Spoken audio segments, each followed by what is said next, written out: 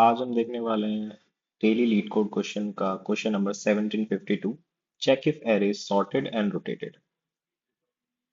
एक बार क्वेश्चन को समराइज कर लेते हैं। एक एरे दिया गया है नम्स और हमें रिटर्न ट्रू या फॉल्स करना है। क्वेश्चन में बताया गया है कि एरे पहले नॉन डिक्रीजिंग ऑर्डर मतलब इंक्रीजिंग ऑर्डर में सॉर्टेड था, बट उसके बाद कुछ ऑपरेशन करे गए, ऑपरेशन थे रोटेशंस परफॉर्म करे गए। इसमें ये नहीं बताया लेफ्ट रोटेशन या राइट रोटेशन, तो हम पॉसिबली दोनों केसेस को मान सकते हैं कि लेफ्ट रोटेशन भी हुआ होगा और राइट रोटेशन भी हुआ होगा, और हो भी सकता है रोटेशन ना भी हुआ हो, जो इसमें बताया गया है इंक्लूडिंग जीरो।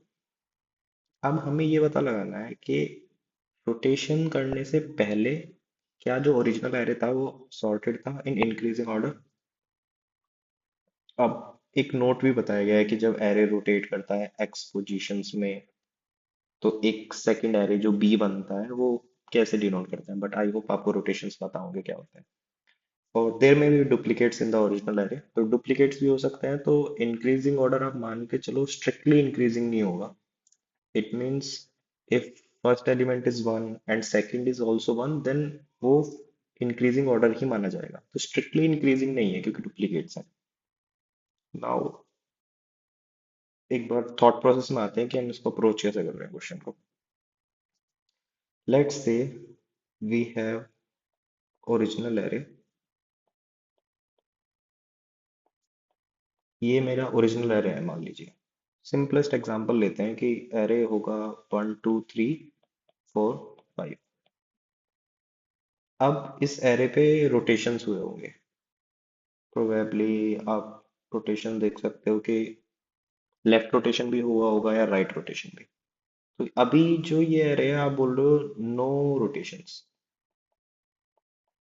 बट अब मान लेते हैं एक बार इस पे लेफ्ट रोटेशन हुआ, तो क्या बनेगा अगर मैं इसको लेफ्ट रोटेट करूं, मतलब लेफ्ट की साइड रोटेट हो रहा है, तो ये जो वन है वो शिफ्ट हो रहा है और एंड ऑफ द एरे चला जाएगा।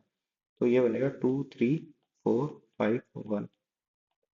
और अगर राइट रोटेट कर रहे हैं तो ये 5 फर्स्ट आ जाएगा और 1 2 3 4 आ जाएगा। सिमिलरली अगर हम एक रोटेशन और करें तो ये तो फर्स्ट रोटेशन था, अगर हम इसको सेकंड रोटेट करें तो ये बनेगा आपका 3 4 5 1 2। और ये बन जाएगा आपका 4 5 1 2 एंड 3। सिमिलरली ऐसे ही हम रोटेट करते रहेंगे तो इन द एंड वो ओरिजिनल एरे दोबारा से आ जाएगा जब एन टाइम रोटेशन हो जाएगी, N is the length of array. तो हमें क्या पैटर्न क्या दिखता है? पैटर्न ये दिखता है कि जो एरे इंक्रीजिंग ऑर्डर में सॉर्टेड था और जब वो रोटेट हुआ ना, तो एरे दो सेक्शन में डिवाइड हो गया है। पहला सेक्शन ये बन चुका है और दूसरा सेक्शन ये बन चुका है। सिमिलरली इसमें भी यही हुआ है, जो हमारी राइट रोटेशन है इसमें भी दो चंक्स में वो डिवाइड हो चुका है। आफ्टर रोटेशन हमारे पास दो सब एरे, मान लीजिए दो सब एरे हैं जो इंक्रीजिंग ऑर्डर में अपने अपनी सॉर्टेड है। और अगर हम फर्स्ट वाले एरे को दोबारा देखें तो ये भी एक तरह से दो चंक्स में, दो सब एरेज में डिवाइडेड है, अगर मैं सेकंड सब एरे को एम्प्टी मान लूं। तो ये इंक्रीजिंग ऑर्डर में पहले से ही है और एक एम्प्टी एरे है, तो वो तो सॉर्टेड होता ही है। तो पैटर्न क्या पता लगा कि after rotating a sorted array we get two chunks बोल सकते हैं, सब एरे ज्यादा सुटेबल रहेगा, टू सब arrays which are sorted individually। ठीक है, एक पैटर्न तो ये पता लगा। तो हम कोई भी आप एल्गोरिथम लिखो जिससे आप प्रिडिक्ट कर पाओ कि क्या इस एरे में दो ही सॉर्टेड सब एरेज हैं इंक्रीजिंग ऑर्डर में। अगर अ, एक है और दूसरा एम्प्टी है तो ट्रू रिटर्न करोगे आप। अगर मोर देन चंक्स हैं सब एरेज, मोर देन टू सब एरेज हैं, तो फॉल्स है आंसर। हम आगे देखेंगे कि एक हम आंसर करके देखेंगे क्या हम निकाल पाएंगे, मतलब ये ट्रू और फॉल्स हो भी पाएगा या नहीं। एक दूसरा पैटर्न देखते हैं जो हमने, अब मैं एग्जांपल लेता हूँ खाली इसका, 3 4 5, और एक हमने इसको डिवाइड कर चुके हैं 1 और 2। एक पैटर्न तो ये जो मैंने पहले ही बता दिया कि आप इन दोनों को फाइंड कर लो, अगर दो ही सब रहे हैं तो आंसर आपका ट्रू है, अगर वो दोनों ही सॉर्टेड है। बट क्या हम कुछ और भी चेक कर सकते हैं? एक पैटर्न हम ये भी देख सकते हैं कि जो ये पार्ट था हमारा, ये पार्ट कहाँ से आया। अल्टीमेटली जब हमारी शिफ्टिंग शुरू हुई तो हमारा कुछ फ्रंट का पार्ट लास्ट में गया, अगर हमने राइट रोटेशन का फ्रंट का पार्ट कुछ राइट में चला गया। अगर हमने लेफ्ट रोटेशन करा तो उल्टा हुआ। मैं एक बार ट्राई कर रहा हूँ कि हम राइट रोटेशन, मतलब लेफ्ट रोटेशन को देख के चले। तो लेफ्ट रोटेशन में क्या हुआ, जो फ्रंट का पार्ट था वो लास्ट में चला गया। ठीक है, अब क्यों ना मैं एक काम करूं, इसी एरे को डुप्लीकेट कर दूं सेम, 3 4 5 1 एंड 2। ये मैं क्यों कर रहा हूँ, इससे एल्गोरिथम इजी हो जाएगा, हम दो चंक्स निकालने की जरूरत ही नहीं पड़ेगी। क्योंकि जब हमें पता है कि एक सर्टेन लेवल तक का जो चंक्स होते हैं वो आपके ट्रांसफर होते हैं, या तो फ्रंट में चले जाएंगे या बैक में आ जाएंगे। जब मैं उसी एरे को आगे अपेंड कर दूंगा तो जो ये वाला चंक है, जो लास्ट का चंक है, और जो फ्रंट का चंक है, वो दोबारा से एक साथ आ जाएंगे अपेंड होने पे। बहुत अच्छे। अब हमें क्या करना है, अब हमें, ये हमारा आंसर है, ये हमारा ओरिजिनल एरे है, हमें पता लग चुका है। मतलब जरूरी नहीं है कि हमेशा ही ये ओरिजिनल एरे हो, जो सॉर्टेड नहीं होगा एरे उसमें हमें ये मिलेगा ही नहीं, मतलब सॉर्टेड सीक्वेंस मिलेगा ही नहीं। अब हमें सिर्फ ये फाइंड करना है कि हमारा जो लॉन्गेस्ट इंक्रीजिंग सब एरे है उसकी लेंथ क्या है।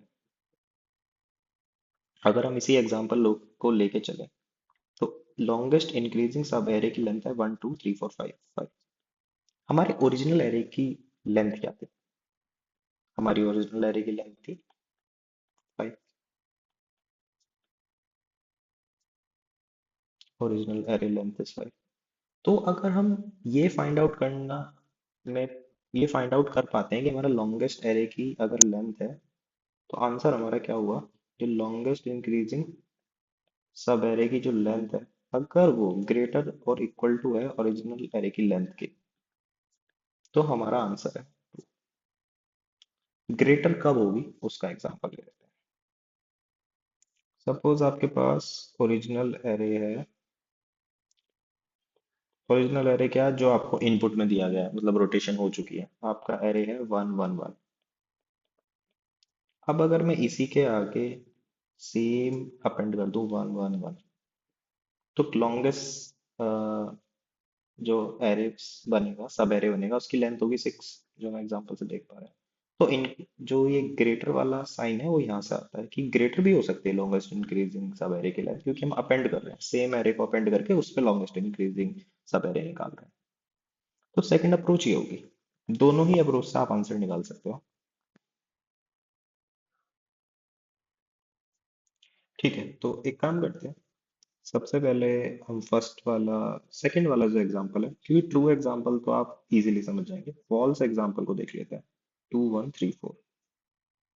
तो हमारे पास 2 1 3 4 है, और जो हम सेकंड अप्रोच लेके चल रहे हैं उसमें क्या होगा, हम सेम ही एरे को आगे अपेंड कर रहे हैं। ये बस मैं बाउंड्री दिखा रहा हूँ, ऐसा कुछ होगा नहीं। अब हमें क्या निकालना है, लॉन्गेस्ट इंक्रीजिंग सब एरे। इसमें लॉन्गेस्ट इंक्रीजिंग सब एरे या तो ये हो सकता है, अभी फिलहाल जब हम ट्रैवर्स करेंगे तो हमें पता है लेंथ 1 है इसकी, या ये हो सकता है इसकी लेंथ 3 है, क्योंकि 4 के आगे 2 आ जाएगा तो ये तो डिक्रीज हो गया है, तो इंक्रीज हो नहीं सकता। या फिर ये हो सकता है खुद में इसकी भी लेंथ 1, या ये हो सकता है इसकी लेंथ 3 है। तो हमारा इन पूरे उसमें मैक्सिमम क्या हुआ, 3। ये थ्री हमारा लॉन्गेस्ट इंक्रीजिंग सब एरे की लेंथ है, बट हमारे ओरिजिनल एरे की लेंथ तो फोर है। तो क्या ये थ्री फोर से बड़ा तो नहीं होता, तो इसलिए इसका आंसर है false. Longest increasing subarray की लेंथ ही थ्री है, ओरिजिनल सब एरे की लेंथ फोर है, जो कि छोटा है। तो इसलिए हमारा इसका आंसर फॉल्स आएगा। इससे हमें ये पता लगता है कि ओरिजिनल एरे सॉर्टेड नहीं था। तो अब एक बार हम कोड देख लेते हैं पाइथन में, इसी लॉजिक को हम कोड करेंगे कि जब हम एरे को डुप्लीकेट करके उस पे हम लॉजिक चलाएंगे और लॉन्गेस्ट इंक्रीजिंग सब एरे की लेंथ को फाइंड करेंगे। ठीक है, कोड से हम पाइथन 3 यूज कर रहे हैं। तो बेसिकली जो हमने पिछले एल्गोरिथम में पूरा पढ़ा कि हम कैसे डुप्लीकेट करेंगे एरे को और उस पर आइटरेट करके लॉन्गेस्ट इंक्रीजिंग सब एरे की लेंथ निकालेंगे। By append I don't mean कि हम एरे को एक्चुअली अपेंड करेंगे, हम एक्चुअली एरे पे डबल टाइम आइटरेट करेंगे। कैसे, एक बार कोड से देख लेते हैं। तो सबसे पहले एक वेरिएबल इनिशियलाइज कर देते हैं, लॉन्गेस्ट इंक्रीजिंग सब एरे। अभी इसकी लेंथ हम जीरो भी कर सकते हैं, वन भी कर सकते हैं, क्योंकि एटलीस्ट वन लेंथ का सब एरे तो इंक्रीजिंग होगा ही होगा। फिर हम क्या करेंगे, एक बार लेंथ ऑफ ओरिजिनल सब एरे को स्टोर कर लेते हैं। और हम अगर अब हमें अगर दो बार एक बार अपेंड करना है सेम एरे को, तो हम क्या करेंगे, हम आइटरेट करेंगे टू टाइम सेम एरे पे। तो अगर हम इसको ट्वाइस अपेंड करें और फिर अब हमें क्या करना है, अब हमें चेक करना है कि जो करंट सब एरे है वो कहाँ तक इंक्रीजिंग हो रहा है। तो हमें पता है कि एक हमारा इंडेक्स करंट, मान लीजिए करंट इंडेक्स एक्स है। इसको मैं क्यों स्टोर कर रहा हूँ, क्योंकि आप अगर डबल टाइम आइटरेट कर रहे हो तो आप आउट ऑफ बाउंड जाओगे एरे के, एन प्लस वन टाइम पे आउट ऑफ बाउंड जाओगे। बट जब आप आउट ऑफ बाउंड जाओगे तो वो क्या होगा, अल्टीमेटली आप दोबारा घूम के जीरो इंडेक्स पे आ जाओगे ना। तो उस फंक्शनैलिटी को बनाने के लिए हम क्या करेंगे, हम हर बार मॉड्यूलो एन करेंगे, ताकि आप एन के बाउंड में ही रहे, आपका इंडेक्स कभी भी ओरिजिनल एरे की लेंथ के बाहर ना जाए और आपको एरर फेस नहीं करना पड़ेगा। तो मान लीजिए करंट इंडेक्स एक्स है और हमें नेक्स्ट वाले इंडेक्स से चेक करना है कि क्या वो इंक्रीज कर रहा है या नहीं कर रहा। मान लीजिए नेक्स्ट इंडेक्स वाई है, तो वो आई प्लस वन होगा और उसको भी हम मॉड्यूलो ले लेंगे। हमें चेक क्या करना है कि if value at current index is less than or equal to value at next index, अगर ऐसा है तो मतलब जो करंट सब एरे चलता आ रहा है ना, वो आगे चलेगा, वो इंक्रीज हो रहा है। तो अगर हमारा, मैं एक वेरिएबल या इनिशियलाइज करूँ आंसर सो फार, तो वो प्लस इक्वल टू वन हो जाएगा। करेक्ट, तो इसको यहाँ भी इनिशियलाइज कर देते हैं। आंसर सो फार, आंसर सो फार भी एटलीस्ट वन तो रहेगा ही, तो हम वन से इनिशियलाइज कर सकते हैं। बट अगर ऐसी कंडीशन नहीं हुई, मतलब इंक्रीज होते होते एकदम से डिक्रीज हुआ, तो हमारा जो इंक्रीजिंग का सब एरे था वो टूट गया, वो सीक्वेंस ब्रेक हुआ है। तो हमें क्या करना पड़ेगा, हमें जो हमारा लॉन्गेस्ट इंक्रीजिंग सब एरे जो हमें ये मिला, जो अभी तक ब्रेक होके मिला, उसको देखना होगा कि जो ये सो फार आंसर सो फार जो हमें अभी मिला, क्या वो किसी पहले आंसर सो फार से ग्रेटर है। क्योंकि हमें एट लास्ट क्या करना था, हमें लास्ट में पता करना था कि लॉन्गेस्ट इंक्रीजिंग सब एरे की लेंथ क्या है। तो हम चेक करेंगे, अगर वो इन अगर ये जो करंट आंसर जो हमारा है वो इससे इंक्रीज, इससे ज्यादा है, तो हम असाइन कर देंगे एल आई एस को आंसर सो फार। और हम यहाँ पे वापस आके बाहर जब ये पूरा लूप एग्जिट कर जाएगा। और एक चीज और मिस हो गई, जब हम पूरा इटरेट ट्वाइस कर रहे हैं और हम नेक्स्ट इंडेक्स को चेक कर रहे हैं, तो हम जब लास्ट इंडेक्स पे जाएंगे ना, तो हमें उससे लास्ट, उससे अगला चेक करने की जरूरत नहीं है, क्योंकि वो लास्ट उससे पिछली प्रीवियस आइटरेशन में वो चेक हो चुका होगा। तो हम लास्ट तक आइटरेट नहीं करेंगे, हम माइनस वन तक आइटरेट करेंगे। अब हमारा आंसर होगा आंसर एल आई एस। एक स्टेप यहाँ पे जो मैंने बताया, save the current answer. But इसके बाद क्योंकि सीक्वेंस तो ब्रेक हो गया, तो आपका जो आंसर सो फार होगा वो स्टार्ट दोबारा वन से होगा। ठीक है, देख लेते हैं हमारा आंसर तो सही लग रहा है, कोड एक बार इसको रन करके देख लेते हैं।